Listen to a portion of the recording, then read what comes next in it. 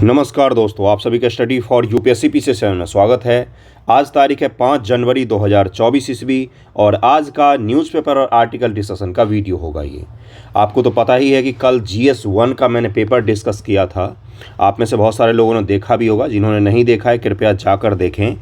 उससे आपको पैटर्न का पता चलता है कि आप जो पढ़ रहे हैं क्या वो सही पढ़ रहे हैं या गलत पढ़ रहे हैं। मैंने जितने सवाल आपको दिखाए, हिस्ट्री के पोर्शन में आपको किसी भी सवाल में दिक्कत नहीं आना चाहिए था। एकमात्र कठिन सवाल था जिसमें भी ऑप्शन दिया हुआ था कि आप उसको छोड़ सकते हैं। करंट अफेयर जो मैं आपको रोज़ डिस्कस करवाता हूं, अब आपको अंदाज़ा लग रहा होगा कि न्यूज़पेपर आर्टिकल को डिस्कस करना और न्यूज़पेपर को फॉलो करना कितना ज़्यादा मददगार होता है। इसके साथ साथ हिंदी इंग्लिश के लिए किसी पर भी मत जाइए। हिंदी न्यूज़पेपर के आर्टिकल से सवाल नहीं पूछे जाते हैं क्योंकि उनमें क्वालिटी ही नहीं होती, बेकार होते, बर्बाद होते हैं सारे हिंदी न्यूज़पेपर। इसीलिए मैं आपको बोलता हूं कि द हिंदू या इंडियन एक्सप्रेस में से एक किसी को फॉलो ज़रूर कीजिए। आप किसी भी माध्यम से हों, वो मैटर नहीं करता है। अगर आपको पास होना है तो इसको फॉलो कीजिए। खुद से नहीं पढ़ पाते तो मैं जो पढ़ाता हूँ उसको ध्यानपूर्वक देखा कीजिए ज़रा सा। और मैं क्या बोलूँगा कि एक न्यूज़पेपर खुद से भी पढ़ना चाहिए। द हिंदू और इंडियन एक्सप्रेस में से थोड़ा बहुत उल्टा लिया या बैठकर 15-20 मिनट, जिससे कुछ एक आध न्यूज़ स्पोर्ट वगैरह का देख लिया, है ना। बाकी एक मंथली मैगजीन विजन IAS को आप फॉलो कर सकते हैं, या दृष्टि IAS का जो IAS वाला मैगजीन आता है, UPSC वाला मैगजीन, स्टेट PCS वाला नहीं, ठीक है। बस इतना करना है आपको। करंट अफेयर का सेक्शन आसान नहीं था। हिस्ट्री के सेक्शन में शॉर्ट आंसर आसान नहीं थे क्योंकि शॉर्ट आंसर में लिखना कठिन होता है।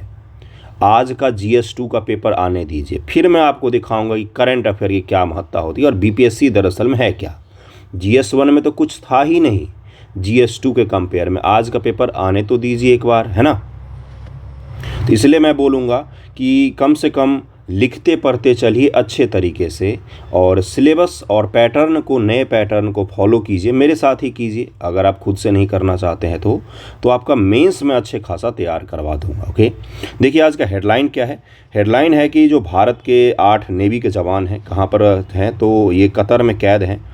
पता ही होगा आपको कि पहले इनको मौत की सज़ा दी गई थी, फिर बाद में भारत सरकार ने थोड़ा सा बैक चैनल डिप्लोमेसी वगैरह किया तो इनके कारावास की सज़ा में बदल दिया गया। कारावास की सज़ा के बाद भी इनको समय दिया गया 60 दिन का कि आप पिटीशन डाल सकते हैं। कहाँ पर 60 दिन का समय दिया गया है भारत सरकार को भी और उन सैनिकों को भी कि आप क्या कर सकते हैं, जो जेल की सज़ा दी गई है आपको, उसके खिलाफ आप अपील भी कर सकते हैं। तो ये तो आपका हेडलाइन था। और अगला देखिए क्या है। ईरान ने बोला है कि उसके ऊपर 1979 के बाद सबसे बड़ा अटैक हुआ है और उसका वो बदला तो लेगा, है ना। कोरम शहर था ईरान का, कल मैंने आपको दिखाया था। करमान करके ऐसे ही शहर था एक, जिसमें ब्लास्ट हुआ था और ब्लास्ट के बाद पता ही है आपको क्या हुआ कि बहुत सारे लोगों की डेथ हो गया। अब देखिए ये है क्या, दरअसल मैं आपको थोड़ा सा समझा देता हूँ यहाँ पर तो आपको पता चल जाएगा। इजराइल और गाज़ा पट्टी, हमास का और इजराइल का युद्ध चल रहा है अक्टूबर के पश्चात से, ठीक है। अब इसके बाद से हुआ क्या, अब इस युद्ध का विस्तार हो रहा है। विस्तार का मतलब अब ये युद्ध धीरे धीरे पूरे मिडिल ईस्ट को अपने पूरा का पूरा कब्जा करेगा, अपने क्षेत्र में ले लेगा। क्यों? क्योंकि इस युद्ध का बहुत ही बड़े स्तर पर विस्तार हो रहा है। ईरान के इस ब्लास्ट को भी जोड़ा जा रहा है इस युद्ध से। फारस की खाड़ी में जो हूती विद्रोही हैं, जो अटैक कर रहे हैं, जो पूरे वर्ल्ड फूड सप्लाई चेन को ख़राब करने की, बिगाड़ने की ताकत रखते हैं, अगर फारस की अगर लाल सागर से जहाज़ आने जाने बंद हो जाएंगे तो यूरोप और एशिया का कनेक्टिविटी लगभग में कट जाएगा। नहीं तो फिर से पुराना रूट अफ्रीका को पूरा पार करते हुए नीचे से जाइए। इस युद्ध का विस्तार आपको देखने को मिल रहा है। साथ ही साथ इजराइल के उत्तर में यहाँ पर एक छोटा सा देश है, एक देश है लेबनान, यहाँ पर है एक देश लेबनान, है ना। उस देश में एक संगठन है जिसका नाम है हिजबुल्लाह। क्या बोल रहा हूँ मैं? हिजबुल्लाह। अब हिजबुल्लाह को समर्थन कौन करता है? तो ईरान उसको समर्थन करता है। अब इजराइल कोशिश में है कि इस युद्ध का सहारा लेकर हम एक साथ दो को निपटा दें। हमास को तो हम निपटा ही रहे हैं, साथ ही साथ हिजबुल्लाह को भी निपटा दें। हिजबुल्लाह जो है वो लेबनान में रहते हुए लेबनान की शासक और सरकार से ज़्यादा पावरफुल संस्था है, उसके पास ज़्यादा बड़ी आर्म सेना है, इसलिए लेबनान की सरकार भी उसको कुछ नहीं बोलती है। तो ईरान क्या कर रहा है? प्रॉक्सी वॉर खेल रहा है किसके थ्रू? तो हिजबुल्लाह और हूती विद्रोहियों के थ्रू। डायरेक्ट अटैक नहीं किया उसने इजराइल पर, उसने हिजबुल्लाह को समर्थन दिया और हूतियों को समर्थन दिया। देखिए ये दोनों किस तरह से परेशान कर रहे हैं। उसके बाद इजराइल में ब्लास्ट हुआ है। तो ये युद्ध का फैलाव हो रहा है धीरे धीरे चारों तरफ, जो मिडिल ईस्ट को अपने जद्दोजहद में तो लेगा ही लेगा कम से कम। एक चीज़ और मैं बोलूँगा, कल मैंने बोल दिया था गलती से ईरान को सुन्नी मुल्क, तो उसको लेकर बहुत सारे लोगों ने कमेंट किया। ईरान शिया मुल्क है, मुझे पता है, आपको भी पता था कि मिस्टेक से हुआ है। और सऊदी अरब जो है ये सुन्नी बहुल कंट्री है ना, और ईरान शिया बहुल कंट्री है। ओके, आगे बढ़ें। अगला न्यूज़ है आपका महाराष्ट्र गवर्नमेंट से संबंधित। महाराष्ट्र गवर्नमेंट ने 2005 के बाद जो स्टेट के कर्मचारी बने हैं उनके लिए ऑप्शन दे दिया है कि आप ओल्ड पेंशन स्कीम OPS को भी ज्वाइन कर सकते हैं। ओल्ड पेंशन स्कीम के बारे में मैंने कल आपको बताया था, जिसमें मैंने आपको बताया था कि ओल्ड पेंशन स्कीम जो है इसमें सरकार को ज़्यादा भागीदारी करनी पड़ती है अर्थ के रूप में, पैसे के रूप में। ठीक है, तो इसको महाराष्ट्र सरकार ने बोल दिया है कि आप अपना सकते हैं। बाकी आज के आर्टिकल डिस्कशन पर चलते हैं। इन न्यूज़ से आपके PT मेंस एग्जामिनेशन में ज़्यादा चीज़ें नहीं पूछी जाती है। ओल्ड पेंशन स्कीम से पूछा भी जाएगा तो वो मैं आपको कभी इसके दिन डिटेल में समझा दूंगा। ओके, चलिए देखते हैं आर्टिकल क्या। आर्टिकल आपका 3 तारीख को द हिंदू में आया था। The Raj Bhavan needs radical reform. क्या है? तो राजभवन नीड्स रेडिकल रिफॉर्म। राज्य भवन को बहुत ही ज़्यादा बड़े स्तर पर रिफॉर्म की ज़रूरत है। राजभवन का तात्पर्य क्या होता है? तो जहाँ पर राज्य के राज्यपाल महोदय निवास करते उसको राजभवन कह दिया जाता है। ओके, अब ऐसा क्यों आया भाई? तो उन सभी चीज़ों को हम लोग डिटेल में डिस्कस करेंगे। राज्यपाल का पद अस्तित्व में कैसे आया? तो स्वतंत्रता से पहले 1858 में भारत का प्रशासन ब्रिटिश क्राउन के अधीन आने के साथ साथ गवर्नर का पद अस्तित्व में आया। वर्तमान का जो गवर्नर का पद है वो अस्तित्व में कब आया? 1858 ईस्वी में, जब ब्रिटिश क्राउन ने अपने हाथों में भारत की सत्ता ले ली। किससे? तो कंपनी से, ईस्ट इंडिया कंपनी से सत्ता किसके हाथों में चली गई? तो ब्रिटिश क्राउन के हाथों में। प्रांतीय गवर्नर क्राउन के एजेंट थे, जो गवर्नर जनरल के अधीक्षण में कार्य करते थे। जो गवर्नर जनरल जो भारत में होते थे उनके अधीन कार्य करते थे। भारत सरकार अधिनियम 1935 के माध्यम से निर्दिष्ट किया गया कि गवर्नर प्रांत की विधायिका के मंत्रियों की सलाह के अनुसार कार्य करेगा, लेकिन उसके पास विशेष उत्तरदायित्व और विवेकाधीन शक्ति अब भी बनी रहेगी। 1935 एक्ट में ये पहली बार बोला गया था कि गवर्नर जो है वो राज्य विधायिका जो है उसके जो मंत्रिपरिषद होते हैं उसके सलाह पर ही काम करेगा, लेकिन राज्यपाल की कुछ विवेकाधीन शक्तियां तो बनी ही रहेंगी। अब देश जब आज़ाद हो गया तब क्या हुआ? कुछ नहीं हुआ, वैसा का वैसा ही रहा। 1935 एक्ट को और अंग्रेज़ों को हम कितना कोसते हैं, लेकिन आपको पता होना चाहिए हमारे संविधान में लगभग 20 से 25% हिस्सा जो है 1935 एक्ट को कॉपी करके पेस्ट कर दिया हमने। ठीक है, गवर्नर के पद पर संविधान सभा में व्यापक बहस हुई, जहाँ निर्णय लिया गया कि ब्रिटिश काल में उसकी तय भूमिका को पुनः उन्मुख करते हुए इसे बनाए रखा जाए। वर्तमान भारत द्वारा अपनाई गई शासन की संसदीय व मंत्रिमंडलीय प्रणाली के तहत गवर्नर, जहां हिंदी में अब राज्यपाल शब्द का प्रयोग किया गया, को किसी राज्य के संवैधानिक प्रमुख कॉन्स्टिट्यूशनल हेड के रूप में परिकल्पित किया गया है। कोई ज़्यादा बड़ा बदलाव नहीं किया गया अंग्रेजी कानून में। ठीक है, राज्यपाल से संबंधित संवैधानिक प्रावधान कौन कौन से हो सकते हैं? तो आर्टिकल 153 में कहा गया प्रत्येक राज्य के लिए राज्यपाल होगा। 155-56 के अनुसार राज्य के राज्यपाल को राष्ट्रपति अपने हस्ताक्षर मुद्रा सहित अधिपत्र द्वारा नियुक्त करेगा। ये तो स्टैटिक पोर्शन हो गया, आपका रिवीजन हो रहा है। इसके बाद हम लोग आएंगे मुद्दे पर। 161 में क्या बोला गया है कि क्षमादान संबंधी कुछ शक्तियाँ भी दी गई, निलंबन, परिहार या लघुकरण की शक्तियाँ, बहुत बार मैंने सब डिस्कस किया है।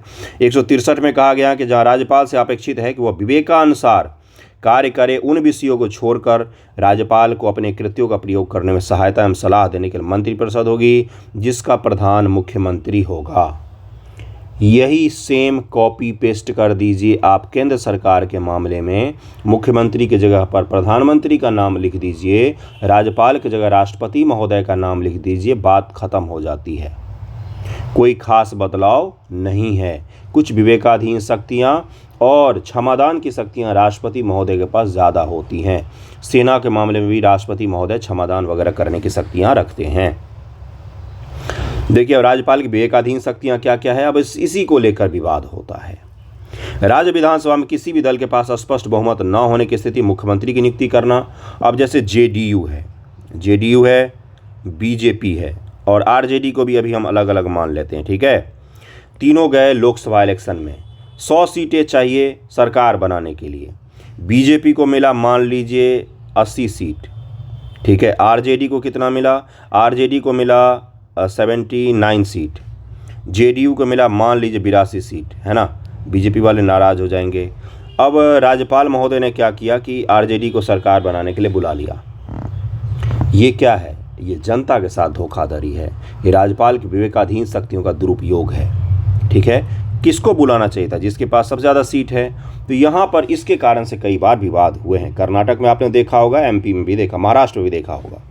अविश्वास प्रस्ताव के दौरान राज्य में संवैधानिक मशीनरी की विफलता के मामले में भी अनुच्छेद 356 का प्रयोग कर सकते हैं कौन? तो राज्यपाल। अब विधेयक को पारित करने के संबंध में शक्तियां 200 में और 201 द्वारा परिभाषित है। इन अनुच्छेदों के अनुसार जब राज्य विधानमंडल द्वारा राज्यपाल के समक्ष कोई विधेयक प्रस्तुत किया जाता है तो उसके पास निम्नलिखित विकल्प होते हैं। किसके पास? राज्यपाल महोदय के पास। ध्यानपूर्वक सुनिएगा, कल का एग्ज़ाम का पेपर देखकर आपको ये तो पता चल ही गया होगा कि चीज़ों को थोड़ा बहुत आपको फैक्ट पता होना चाहिए। भाई थोड़ा सा फैक्ट पता होना चाहिए, 2-4 आर्टिकल पता होना चाहिए। बाकी चीज़ें खुद के सोच समझ से आपको लिखना पड़ता है। तो खुद का सोच समझ कैसे बनता है? तो वो बनता है आपको पढ़ने से, ठीक है।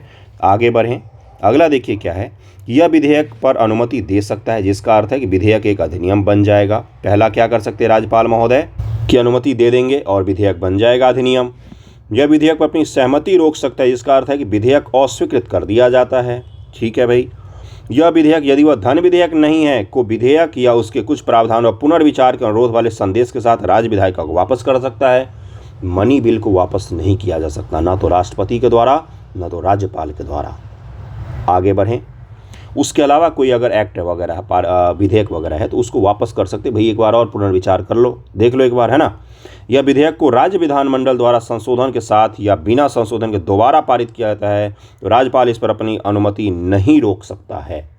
लेकिन इसमें थोड़ा सा पेच है। एक विधेयक पर राज्यपाल महोदय कितने दिनों में फैसला लेंगे या राष्ट्रपति महोदय कितने दिनों में फैसला लेंगे, ये संविधान में कहीं पर भी नहीं लिखा हुआ है। अब इसी का फ़ायदा उठाते हैं राज्यपाल सारे के सारे कि जब कोई डेट दिया ही नहीं गया है कि कितने दिनों में आपको फैसला लेना है तो वो जेब में रख के सो जाते हैं और फिर उठते ही नहीं है जब तक उनको केंद्र सरकार बोलती नहीं, कहाँ उठो फैसला दे दो, है ना। आप क्या समझ रहे हैं? जैसे ज्ञानी जैल सिंह का मामला था, जिस समय डाक तार का शायद विधेयक लाया गया था, जो उन्होंने पॉकेट वीटो का उपयोग किया और चले ही गए। उन्होंने कभी फैसला लिया ही नहीं उस पर, है ना। अगला क्या है, यह वह विधेयक को राष्ट्रपति के विचार के लिए आरक्षित कर सकता है। ये राज्यपाल की सबसे अलग तरीके के विशेष शक्तियां होती हैं जिसमें वो विधेयक को, किसी विधेयक को, मान लीजिए कोई ऐसा विधेयक राज्य सरकार ने पारित किया जिसमें उनको लग रहा है कि इस पर भारत सरकार से अनुमति लेनी चाहिए, तो राष्ट्रपति के लिए रख देंगे उस विधेयक को और किसके पास भेज देंगे? राष्ट्रपति के पास। राष्ट्रपति उस विधेयक को ठुकरा देंगे। मान लीजिए फिर से राज्य सरकार ने पारित किया, फिर से राष्ट्रपति के पास भेजा जा रहा है, तो क्या राष्ट्रपति बाध्य होंगे उसको मानने के लिए? नहीं, राष्ट्रपति फिर से उसको मना कर सकते हैं कि ये विधेयक हम नहीं मानेंगे। तो ये अद्भुत शक्ति किसके पास दी गई है? तो ये दी गई है किसके पास? तो राज्यपाल महोदय के पास दी गई है। इसको जरा ध्यान रखिएगा। चलिए आगे बढ़ते हैं। और अगला क्या बोला गया है कि आर्टिकल 361 में कहा गया कि राज्य का राज्यपाल अपनी शक्तियों प्रयोग कर्तव्यों के पालन के लिए किसी न्यायालय में उत्तरदायी नहीं होगा। भारतीय राज्यपाल के पद से संबंधित मुद्दा कौन कौन सा है?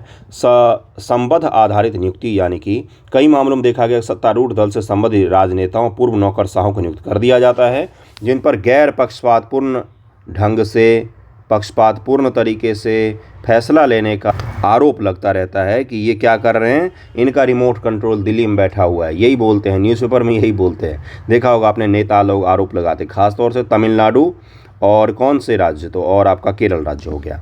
राज्यपाल की नियुक्ति से पहले मुख्यमंत्री से परामर्श करने की परंपरा को भी प्राय अनदेखी की जाती है। मुख्यमंत्री से कोई पूछा उछा नहीं जाता, जिसकी मर्जी उसको बना देते हैं। केंद्र के प्रतिनिधि से केंद्र के एजेंट की ओर, पहले केंद्र के प्रतिनिधि होते थे, अब केंद्र सरकार के एजेंट बन गए हैं। आजकल आलोचकों द्वारा राज्यपाल को केंद्र के एजेंट होने की आलोचना की जाती है। 2001 में राष्ट्रीय संविधान कार्यकारिणी समीक्षा आयोग ने माना कि राज्यपाल अपनी नियुक्ति और पद पर बने रहने के लिए केंद्र के प्रति आभारी बना रहता है। इससे आशंकाएं उत्पन्न होती है कि वो केंद्रीय मंत्रिपरिषद के द्वारा दिए गए निर्देशों का ही पालन करेगा और राज्य सरकार को चलने ही नहीं देगा। ओके। विवेकाधीन शक्तियों का दुरुपयोग, कई मामलों में राज्यपाल की विवेकाधीन शक्तियों का दुरुपयोग किया गया है। उदाहरण के आलोचक आरोप लगाते हैं कि राष्ट्रपति शासन के राज्यपाल की अनुशंसा हमेशा ही वस्तुनिष्ठ सामग्री पर आधारित नहीं होती, बल्कि राजनीतिक सनक या कल्पना पर भी आधारित होती है। पहले आपको पता होगा 2014 से पहले भी और 2014 के बाद भी उत्तराखंड में कोशिश किया गया था कि राष्ट्रपति शासन बहुत ही धड़ल्ले से लगा दिया जाता था कहीं पर भी। तो उसके लिए अनुशंसाएं कौन भेजता है? तो राज्यपाल महोदय भेजते हैं। तो वो किसी भी चीज़ पर भेज देते थे, है ना। राज्यपालों को पद से हटाना, देखिए क्या है कि राज्यपालों को पद से किसी लिखित आधार या प्रक्रिया का अभाव में कई बार राज्यपाल को मनमाने ढंग से हटाया गया है। संवैधानिक व सांविधिक भूमिका के बीच कोई स्पष्ट अंतर है ही नहीं, इसके लिए भी राज्यपाल का पद जो है वो विवादित में घिरा रहता है। संवैधानिक खामियां भी हैं। संविधान में मुख्यमंत्री की नियुक्ति या विधानसभा को भंग करने की स्थिति राज्यपाल की शक्तियों के प्रयोग के लिए कोई दिशा निर्देश मौजूद ही नहीं है। इसके कारण से भी क्या होता है, राज्यपाल को लेकर बहुत ज़्यादा दिक्कतें बनती रहती हैं। इन चीज़ों को ज़रा ध्यान में रखिएगा। बहुत सारे मुद्दे मैंने आपको दिखाए हैं। उदाहरण के रूप में आप दे सकते हैं अलग अलग जगहों के, केरल और तमिलनाडु का मुद्दा दे सकते हैं। उसके अलावा देखिए यहाँ पर लिखा हुआ है कि संवैधानिक और सांविधिक भूमिका के बीच में स्पष्ट अंतर नहीं। इसमें बहुत अच्छा उदाहरण दिया हुआ है। क्या दिया हुआ है कि मंत्रिपरिषद की सलाह पर कार्य करने का संवैधानिक निदेश कुलाधिपति या चांसलर के रूप में उनके सांविधिक प्राधिकार से स्पष्ट रूप से अलग नहीं है। जो कुलाधिपति और चांसलर के रूप में भी राज्यपाल महोदय काम करते हैं, वो भी उनके उसी दायरे में आता है कि मंत्रिपरिषद की सलाह पर आप काम करेंगे, अपने मनमर्जी से आप काम नहीं कर सकते हैं, जिसके परिणाम स्वरूप राज्यपाल और राज्य सरकार के बीच विभिन्न संघर्ष उत्पन्न होते हैं, जैसा अभी केरल में देखने को हमें मिला है। तो इन चीज़ों को ध्यान में जरूर रखिएगा, ये इंपॉर्टेंट होते हैं। पहले आपको चुनौतियाँ नहीं पता होगी उस पद से संबंधित, तो आप उसका समाधान कैसे लिखेंगे, है ना। अगला देखिए क्या अलग अलग समितियों ने समय समय पर बहुत सारे सुझाव दिए हैं राज्यपाल पद में संशोधन को लेकर। सरकारी आयोग 1988 ने बोला था कि राज्यपाल की नियुक्ति राष्ट्रपति द्वारा संबंधित राज्य के मुख्यमंत्री के परामर्श के बाद ही की जाना चाहिए और इसको अनिवार्य बना देना चाहिए कि मुख्यमंत्री साहब परामर्श कर लीजिए, उसके बाद आप राज्यपाल की नियुक्ति करेंगे। राज्यपाल को सार्वजनिक जीवन के किसी क्षेत्र में प्रतिष्ठित व्यक्ति होना चाहिए, उसे राज्य से संबंधित नहीं होना चाहिए जिससे जहां वो नियुक्त किया गया है। इससे क्या हो कि बिहार के आदमी को बिहार में राज्यपाल नहीं बनाना है, यूपी का आदमी को यूपी में राज्यपाल नहीं बनाना है, जिससे क्या होगा उस व्यक्ति का उस राज्य के राजनीति में इंटरेस्ट नहीं होना चाहिए। ओके, दुर्लभ और बाध्यकारी परिस्थिति को छोड़कर राज्यपाल को उसका कार्यकाल पूरा होने से पहले तक नहीं हटाया जाना चाहिए। राज्यपाल को उसका कार्यकाल जो होता है 5 वर्षों का, उसके लिए उसको पद पर रहने देना चाहिए। ऐसा नहीं हुआ कि आज उनको हटा दिया कल फिर से लगा दिया, इस तरह का चीज़ें नहीं होनी चाहिए। राज्यपाल को केंद्र और राज्य सरकार के बीच सेतु के रूप में काम करना चाहिए, न कि केंद्र के एजेंट के रूप में।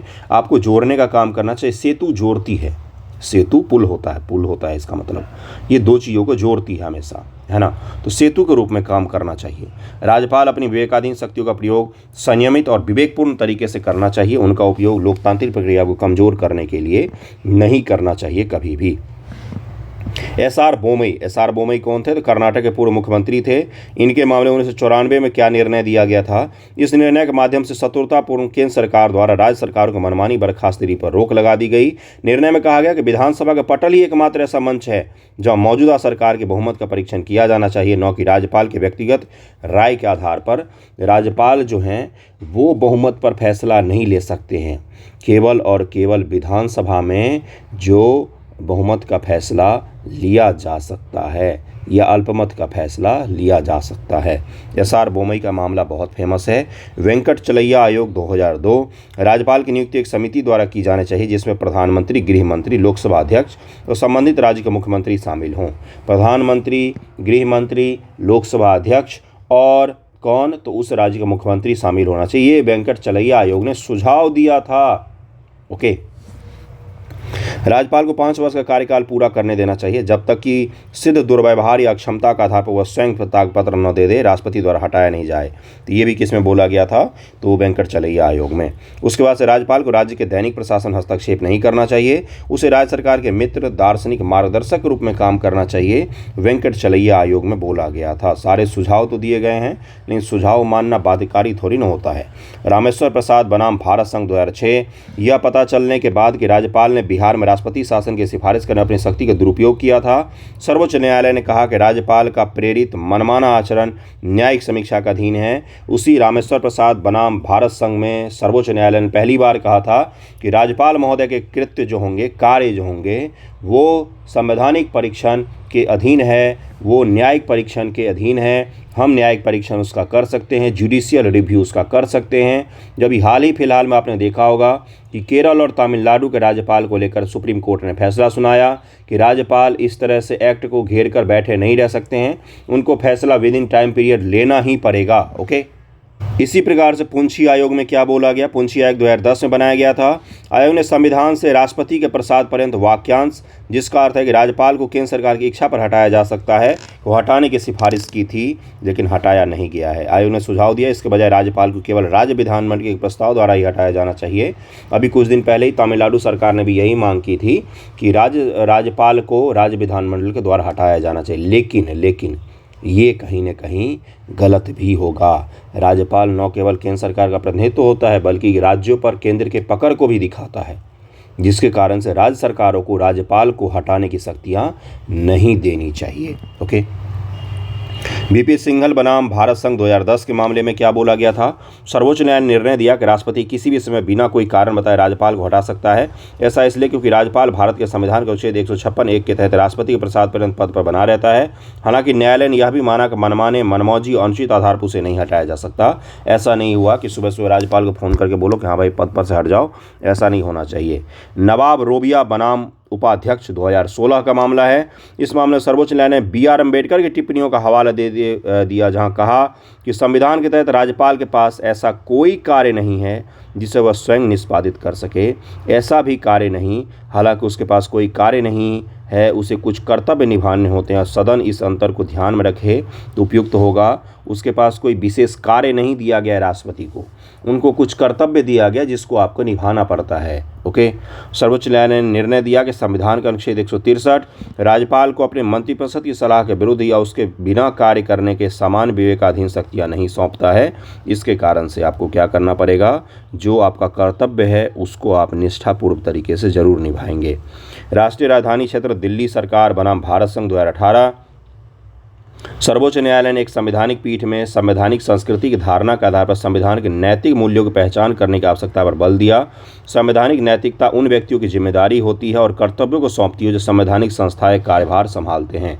जो लोग भी संवैधानिक पद पर होते हैं उनके साथ उनकी कुछ नैतिकता भी आती है। इसको ध्यान में रखते हुए राज्यपालों को काम करना चाहिए।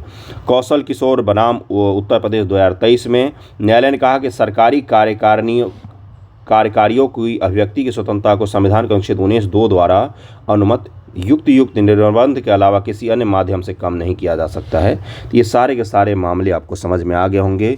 डिटेल आर्टिकल इसीलिए डिस्कस किया है कि इसमें से कोई मामला आपसे पीटी में ही पूछ सकता है कि बताइए निम्न जो मामला है वो निम्न से किस संवैधानिक पद से संबंधित है।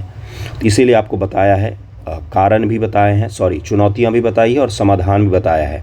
समाधान अपने मन से नहीं लिखना होता है। इस तरह की चीज़ों में आपको आयोगों के सुझाव जो हैं उसको लिखने पड़ते हैं। अगले न्यूज़ पर चलते हैं। देखिए क्या है अगला न्यूज़।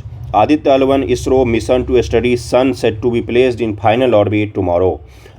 कल जो है वो क्या हो जाएगा, तो इसरो का L1 अपने फाइनल ऑर्बिट में पहुंच जाएगा।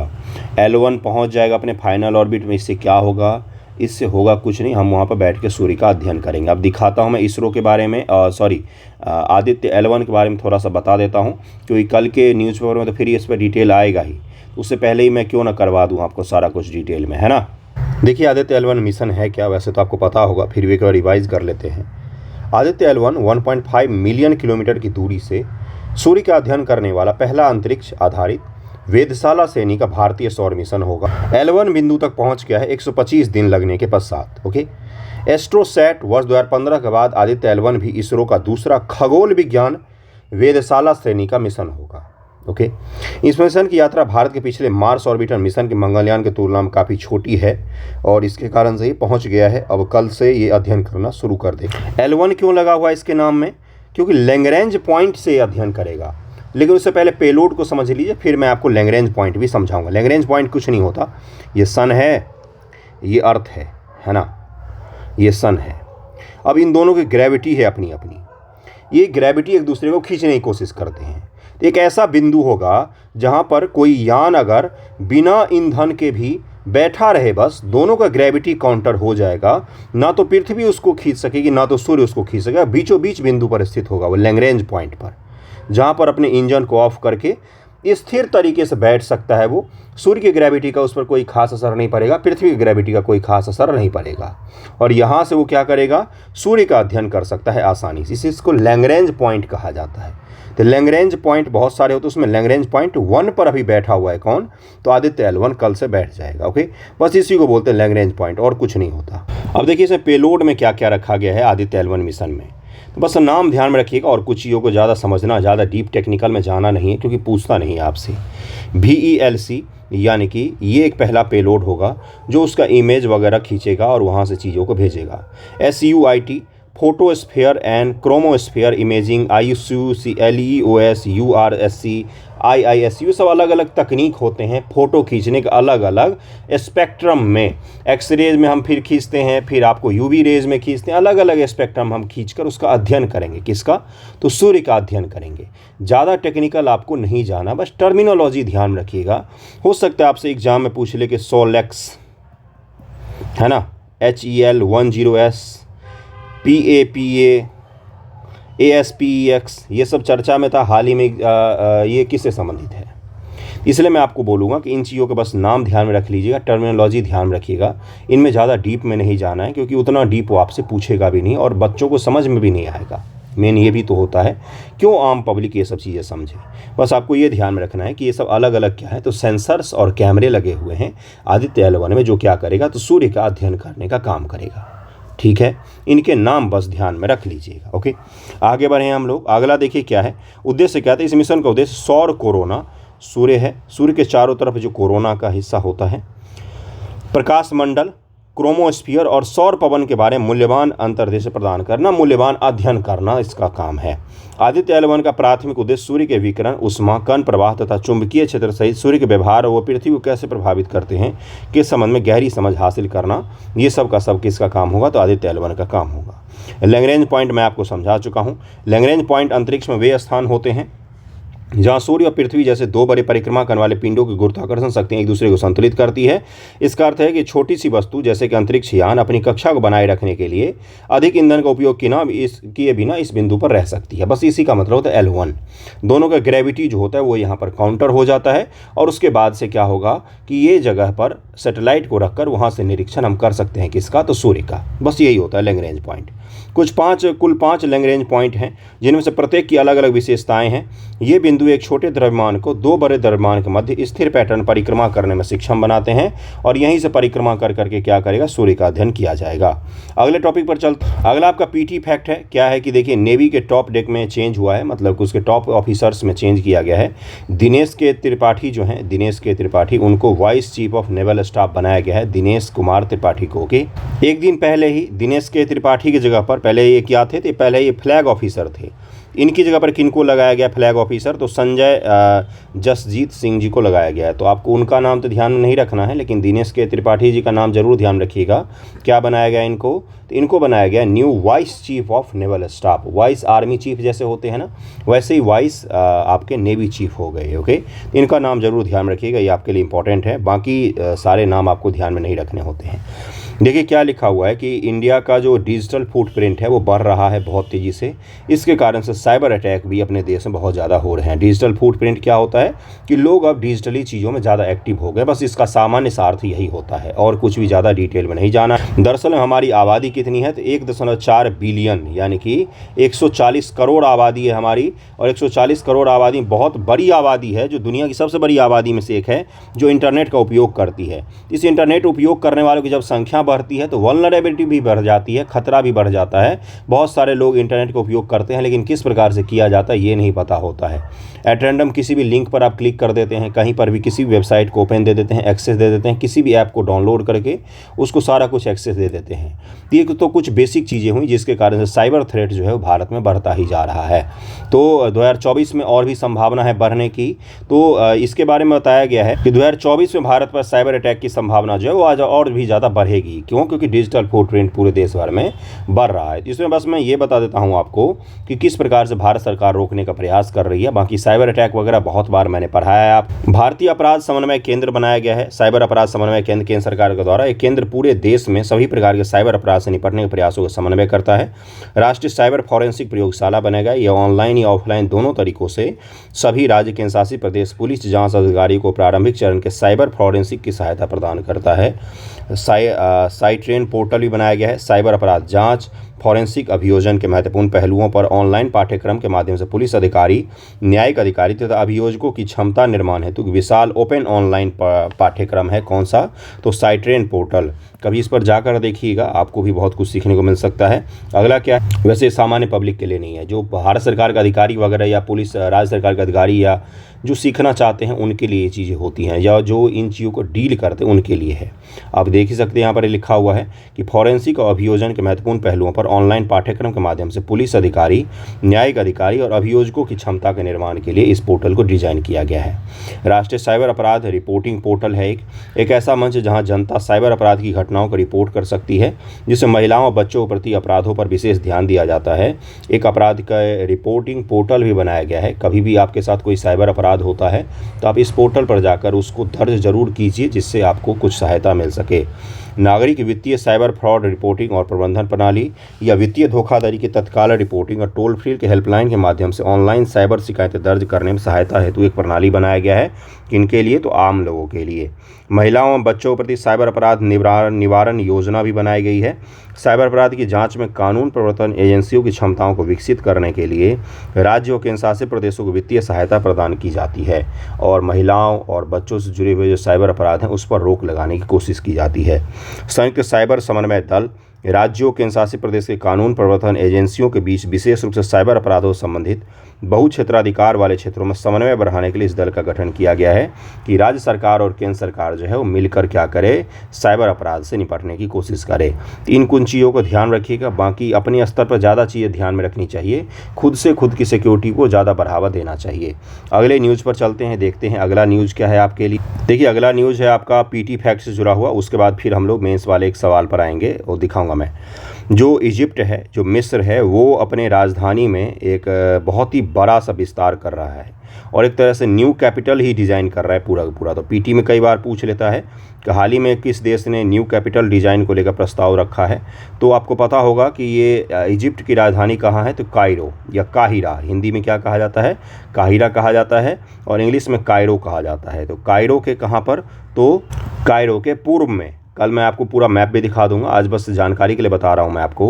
जैसे मिस्र देश चौकोर देश है, आपने देखा होगा, अफ्रीका के बिल्कुल कोने पर, भूमध्य सागर के तट पर। तो कायरो के पूर्व में पूरा राजधानी का विस्तार किया जा रहा है, बहुत ही बड़े स्तर पर, लगभग 45 किलोमीटर और डेजर्टेड एरिया में राजधानी को डेवलप किया जा रहा है। तो इसको बस ध्यान में रखिएगा, ये आपके लिए इंपॉर्टेंट पीटी के लिए होगा। बाकी चीज़ें तो नहीं पूछी जाएगी आपसे। मैपिंग वगैरह मैं आपको जल्द ही करवा दूंगा कायरो का, मिस्र का, फारस के लाल सागर का, क्योंकि इंपॉर्टेंट है पूरा एरिया ही वो। लाल सागर का तो मैंने आपको मैप दिखाया भी था, याद कीजिए, है ना। और बाद में क्या दिखाना भी दिखा देता हूँ मैं। देखिए, ये है कायरो, इसी के पूर्व में पूरा डेजर्ट एरिया में इसका विस्तार किया जाएगा। यह पोर्ट सईद, आपको पता ही होगा कि स्वेज कनाल के जो मुहाना है वहाँ पर कौन सा है? तो पोर्ट सईद है ये नील नदी है। नील नदी को मिस्र की जीवन रेखा कहा जाता है।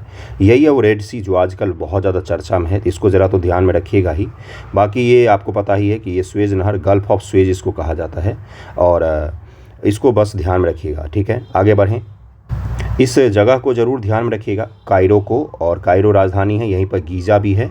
और आप मुझे ये बताएंगे कि मिस्र से होकर कर्क रेखा गुजरती है या नहीं गुजरती है। इसी प्रकार से मैपिंग किया जाता है, आप मुझे देखकर बताएंगे। बाकी ये सब कुछ मैं बता चुका हूँ आपको। ओके, अब अगला न्यूज़ जो है वो है राम मंदिर से संबंधित। क्या है इस, तो बहुत ज़्यादा चर्चा में है राम मंदिर, और नागर शैली में बनाया जा रहा है। तो नागर शैली को भी ज़रा हम लोग देखेंगे। भगवान श्री राम का मंदिर बनाया जा रहा है, और डिटेल में देखिए क्या है कि पहली बार जो है वो, इससे पहले वहाँ पर क्या था? तो बाबरी मस्जिद था, जिसको तोड़ दिया गया था, और बाबर ने पहले राम मंदिर को तोड़ा था, फिर उसके बाद बाबरी मस्जिद का निर्माण किया था, फिर बाबरी मस्जिद को तोड़ दिया गया, आपको पता ही है। उसके बाद वहाँ पर सुप्रीम कोर्ट ने फैसला दिया, जिसके बाद मंदिर का निर्माण किया जा रहा है। मंदिर नागर शैली में बनाया जा रहा है और अद्भुत मंदिर होगा। एक भी रॉड का इस्तेमाल, स्टील सरिया का इस्तेमाल नहीं किया गया है। कंक्रीट और पत्थर से ही इसको बनाने की कोशिश की जा रही है और देख ही रहे हैं कितना भव्य तरीके से इसको बनाया जा रहा है, बहुत ही सुंदर तरीके से इसको बनाया जा रहा है। क्या है इसमें, तो नागर शैली में इसको बनाया जा रहा है और रामलला होंगे। और जो पंचायतन शैली है, पंचायतन शैली अभी मैं बताऊंगा आपको क्या होता है, उसी का आधार बनाया जा रहा है। उसके बाद से क्या है, तो इसे 5 मंडप भी होंगे। नैऋत्य मंडप होगा, रंग मंडप होगा, सभा मंडप होगा, प्रार्थना मंडप होगा और कीर्तन मंडप होगा। अलग अलग 5 मंडप भी बनाए गए हैं। नागर शैली के मंदिरों का प्रमुखता विशेषता क्या होती है, तो मंडप जो होते हैं उसके विशेषता होते हैं।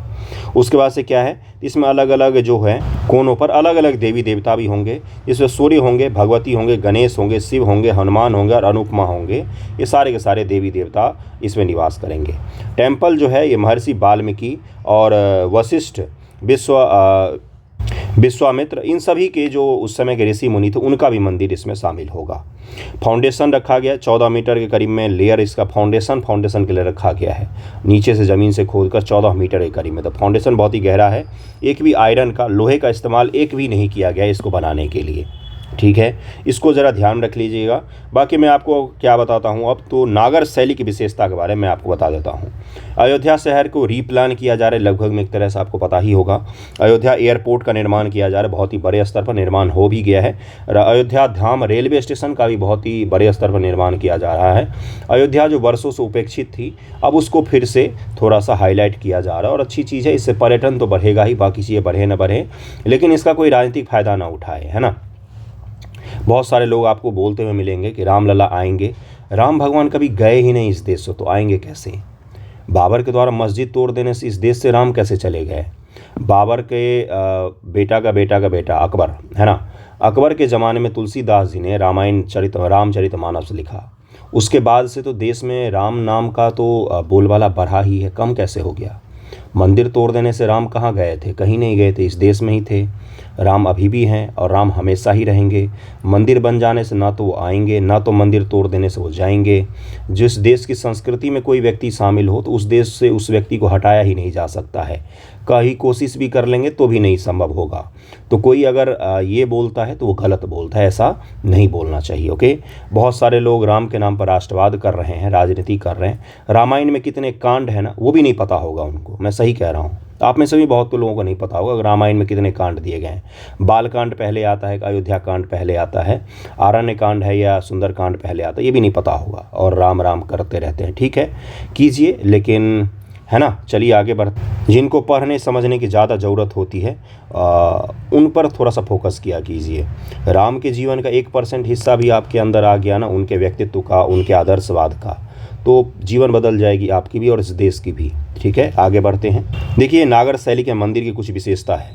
नागर शैली के मंदिर नॉर्थ के जो प्लेन है, जो अपना नॉर्थ का मैदान है, यूपी, बिहार, इनमें आपको नगण्य मात्रा में मिलेंगे, क्योंकि बहुत सारे मंदिरों को तोड़ दिया गया था। लेकिन आपको उड़ीसा में नागर शैली के मंदिर के सबसे बेहतरीन उदाहरण आपको दिखते हैं। नॉर्थ इंडिया में दिखेंगे भी तो वो आपको या तो टूटे फूटे अवस्था में दिखेंगे या तो छोटे मंदिर जो बच गए वो आपको दिखेंगे। ओके, देखिए यहाँ पर कलश होता है, इसको गर्भगृह कहा जाता है, इसको आमलक कहा जाता है। ये जो आमलक है इसको कलेक्टिव रूप से मांगलिक आर्ट भी कह दिया जाता है।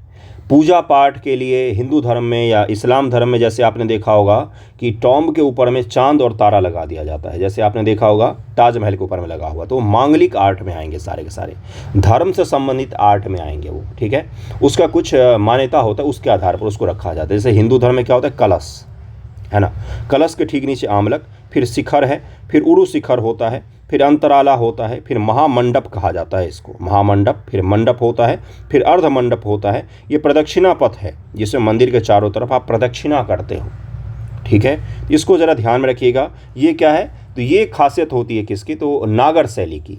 इसमें जगती होता है, ज़मीन से ऊपर उठा हुआ होता है थोड़ा सा बेस इसका, उसके बाद इस पर मंदिर का निर्माण होता है।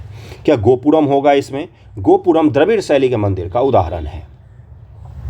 नागर शैली के मंदिर में गोपुरम का अभाव होता है। नागर शैली के मंदिर में गोपुरम नहीं बनाए जाते। गोपुरम क्या होता है? बड़े बड़े प्रवेश द्वार जो द्रविड़ शैली के मंदिर में होते हैं। इनमें आप जरा ध्यान से देखिए, थोड़ा सा ऑब्जर्व करना सीखिए चीज़ों को। यहाँ पर देखिए, एक के ऊपर छोटे छोटे मंदिरों का निर्माण करके बनाया गया है इसको। और ये क्या है? तो ये शार्प नहीं दिखेगा, जैसे आपको द्रविड़ शैली में आपको दिखेगा शार्प, बिल्कुल ट्रायंगल का शेप, विमान का शेप लेता हुआ मंदिर दिखेगा आपको। यहाँ पर आपको शार्प नहीं दिखेगा, यहाँ पर एक आपको कर्व दिख रहा होगा। ठीक है, तो ये नागर शैली के मंदिरों की खासियत होती है। ठीक है, उसके अलावा नागर शैली के मंदिर में कंपाउंड बड़े बड़े नहीं बनाए गए हैं, जिसमें तालाब वगैरह होते हैं। जो द्रविड़ शैली में आपको दिखता है कि बहुत बड़े स्तर पर कंपाउंड होते हैं। इसे प्रवेश के लिए गोपुरम होता है और बीच में मंदिर होते हैं सामान्य तौर पर। लेकिन नागर शैली के मंदिरों में इस तरह की चीज़ें नहीं होती हैं। नागर शैली में कंपाउंड होता है, वो आधुनिक मंदिरों में होने लग गए हैं, बाकी कंपाउंड नहीं होता था। पंचायतन शैली का इसमें वो यूज़ किया था। पंचायतन शैली क्या होता है? यूपीएससी पीटी का सवाल बताओ। पंचायतन शैली, एक बीच प्रमुख देवता होंगे, बाकी चारों कोनों पर 4 छोटे देवता निवास करते हैं। इसी को कहा जाता है पंचायतन शैली। क्या कहा जाता है इसको? पंचायतन शैली। ये नागर शैली की प्रमुख विशेषताओं में से एक है। उसके अलावा पंचायतन नागर शैली में द्वारपाल के रूप में, द्वारपाल नहीं, द्वार पर एक तरफ गंगा की मूर्ति और एक तरफ जमुना की मूर्ति लगी रहती है। क्या बोला मैंने? कि नागर शैली के मंदिरों में मंदिर के प्रवेश द्वार पर जो द्वार होता है उसको दोनों तरफ गंगा और यमुना की तस्वीर लगी होती है। ये तस्वीर की जगह पर मूर्तियाँ उकेरी जाती है, ये बोल सकते हैं, सबसे अच्छा यही होगा शब्द। ठीक है, तो ये मैं नागर शैली के मंदिरों की कुछ खासियत आपको बता रहा हूँ, इसको ध्यान में ज़रूर रखना है। मंदिरों का उत्थान भारत में सबसे पहली बार कब से माना जाता है? तो गुप्त काल से माना जाता है। गुप्त काल में ललितगढ़ और भूमरा वगैरह के आपको छोटे मोटे मंदिर देख सकते हैं, जिसको पंचायतन शैली में प्रारंभिक मंदिर माना जाता है। उसके बाद फिर दक्षिण भारत में मंदिरों का उत्थान पहले होता है, उसके बाद फिर नॉर्थ इंडिया में होता है। ठीक है, आगे बढ़ जाएं हम लोग। नागर शैली में शिखर अपनी ऊंचाई के क्रम में ऊपर की ओर क्रमशः पतला होता जाता है। मंदिर में सभा भवन और प्रदक्षिणा पथ भी होता है। शिखर के नियोजन बाहरी रूपरेखा बड़ी स्पष्ट और प्रभावशाली ढंग से उभरती है, अतः इसे रेखा शिखर भी कहा जाता है। वो जो भी आपको मैंने दिखाया इस तरह का। शिखर पर आमलक की स्थापना होती है। आमलक बहुत बड़ी खासियत होती है। मुख्य मंदिर के सामने हॉल या मंडप की उपस्थिति होती है, जिसका अलग अलग पर्पस होता है, जैसे भजन कीर्तन वगैरह के लिए भी हो सकता है। गर्भगृह के बाहर गंगा और जमुना देवी की छवियों की उपस्थिति होती है। मंदिर वास्तुकला के द्रविड़ शैली के विपरीत मंदिर के परिसर में कोई पानी की टंकी या जलाशय मौजूद नहीं होता है नागर शैली के मंदिरों में। हाँ, मंदिर के आस पड़ोस से तालाब और नदियाँ तो होती ही है, लेकिन सामान्य तौर पर मंदिर के कंपाउंड के अंदर में तालाब नहीं बनाए जाते हैं। लेकिन द्रविड़ शैली में जाएंगे तो मंदिर के कंपाउंड के अंदर में तालाब बनाना अनिवार्य होता था। ठीक है, मंदिर आमतौर पर ऊंचे चबूतरे पर बनाए जाते हैं। चबूतरा आपने देखा भी, राम मंदिर का ही मैंने आपको बताया कि बहुत ही ऊंचा चबूतरा बनाया जा रहा है इसको। शिखर आमतौर पर 3 प्रकार के होते हैं। लैटिना या रेखा प्रकार का, उनका आधार वर्गाकार या दीवार ऊपर की ओर बिंदु की ओर मुड़ी होती है। फमसाना, ये सब अलग अलग शिखर के प्रकार हैं नागर शैली के।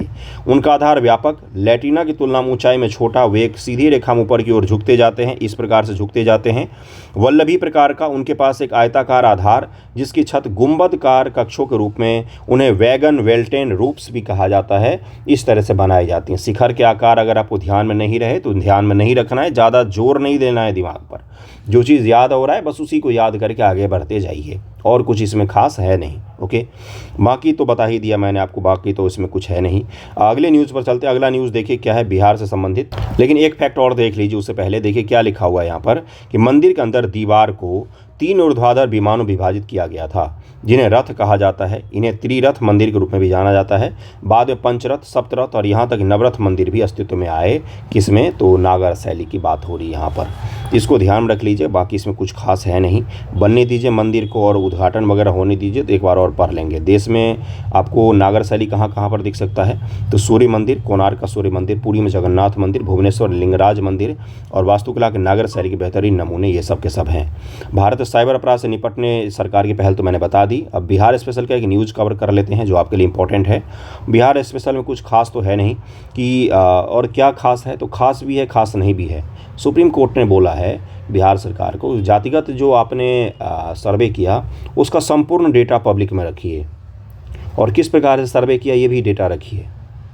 इससे क्या होगा? इससे पिटीशन डालने में लोगों को सहायता मिलेगी।